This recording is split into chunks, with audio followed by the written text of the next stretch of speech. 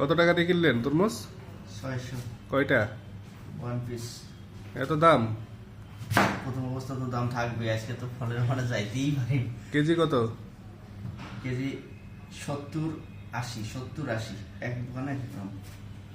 আমরা কিনছি 70 করে। ভালো হয়েছে? আমারটা মনে হয় যে কাইটে তো দেখলাম যে আমি তো কাইটে আনি নাই। খেয়ে দেখবেন? হ্যাঁ, খেয়ে দেখবেন? না লাইফ চলতেছে। কখন খাবেন? আল্লাহ যদি খাওয়াই ইফতারি করে দিব। কয় পিস করবেন? 40 পিস।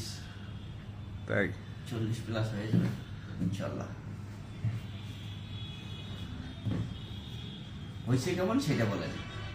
সেই সেই খাওয়ার পর বোঝা যাবে বাকিটা। সেটাই তো কথা।